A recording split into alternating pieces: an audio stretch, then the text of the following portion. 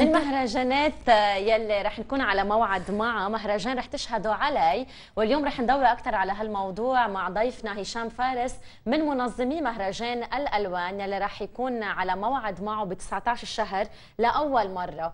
المهرجان مستوحى من هولي واحتفالات بالهند وبنغلاديش، مزبوط؟ صح. اول شيء كيف اهلا وسهلا. اول شيء بدي تفضل. اصبح عليكم بالخير وعلى كل المشاهدين، وبدي اقول رمضان كريم لكل اللبنانيه ولاخواننا المسلمين خصوصا.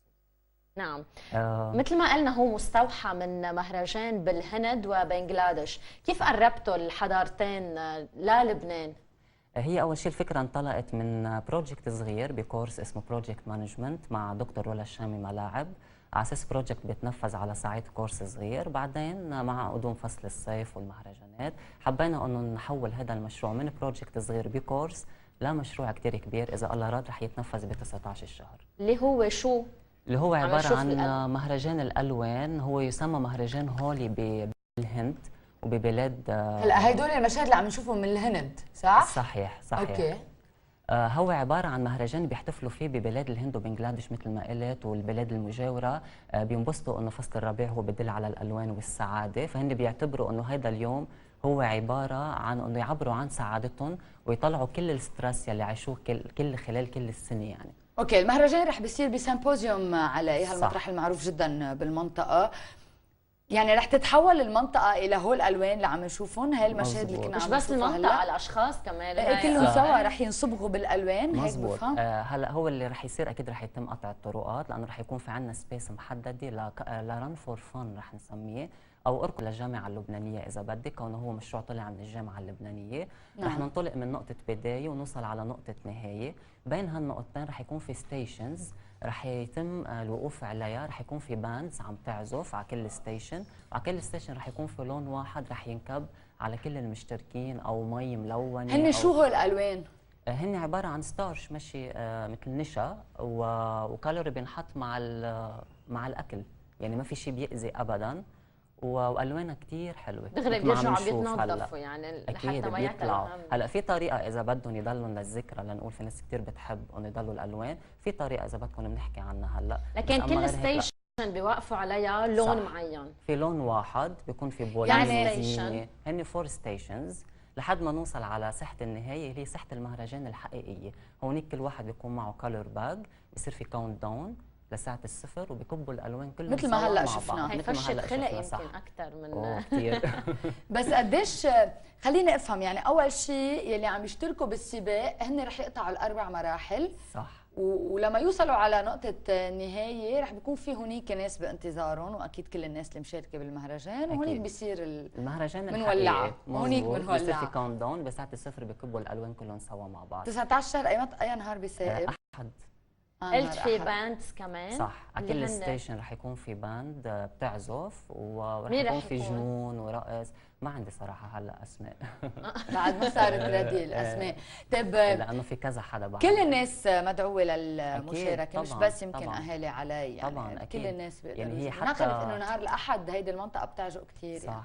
صح. كيف رح يتم قطع الطرقات؟ السيارات وين رح توقف؟ هلا اكيد بالتعاون مع البلديه، نحن من مدخل علي الاول والثاني عاملين مثل مواقف للسيارات، وهناك رح يكون في عناصر من بلديه علي ومن الشرطه هي بتساعد الناس لحتى يوصلوا على ساحه الركض. اي ساعه؟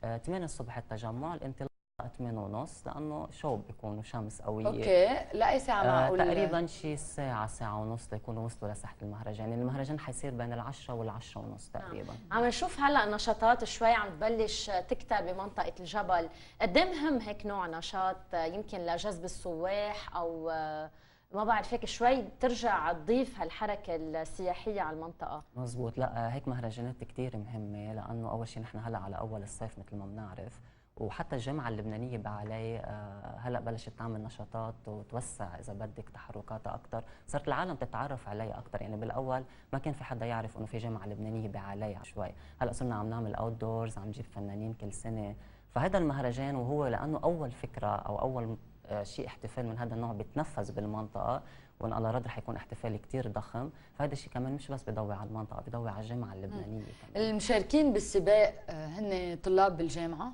ولا فيهم كمان كل يشتركوا العالم بالخارج؟ كل العالم من كل الفئات العمريه، حتى ما في عمر محدد، ومش بس لطلاب الجامعه اللبنانيه ومش بس لفرع علي، طلاب الجامعه اللبنانيه بكافه فروعها بلبنان مشاركين معنا. متوقعين يكون في حضور؟ لحد هلا في اقبال كثير كبير، العالم بتحب تجرب شيء جديد دائما، وخصوصا شيء هيك بيطلع الستريس اذا بدك، وحسب ما شفنا بالصور كمان واضح انه شيء كثير حلو رح يكون اذا الله راد. طيب الجامعه عم بتنظم مشاريع جديده، في شيء محطات فنيه او ثقافيه ثانيه خلال الصيف؟ هلا اكيد في شيء خلال الصيف، بس هلا بدنا نخلص من ضجه هذا المهرجان لانه كثير عم ياخذ وقت وشغل معنا، بس بدي احب اقول انه في اكيد بوينتس اوف سيل اللي بحب يقطع التيكت، وهي ماشيه يعني 10,000 ليره بس للطلاب و10 دولار للاشخاص، بمكتبه برينز بعلاي، بمكتبه بيسور ببلده بيسور، ببلو ويف بشويفات، وفي عندنا بعقلين مكتبه حسام، وفي رقم تليفون اذا ما في مشكله بذكره كمان، هو 76856461. رجع عيد ولو علي صوتك لانه صوتك عم بيكون كثير واطي على الهواء. والله سوري، 76856461. اوكي. هشام فارس، نحن بنشكر حضورك معنا، بنتمنى لكم التوفيق بهالمهرجان، على امل انه الدنيا كلها تصير الوان ونرجع نشوف الالوان تتكرر كل سنه ان شاء الله. بنتمنى نشوفكم كمان، انا بدي اتشكر استضافتكم. اهلا وسهلا فيك، وتحيه لاهل علي والجبل، يعطيك الف عافيه. الله يعافيك. بريك، بنرجع من بعد ونتابع اخبار الصباح، خليكم معنا.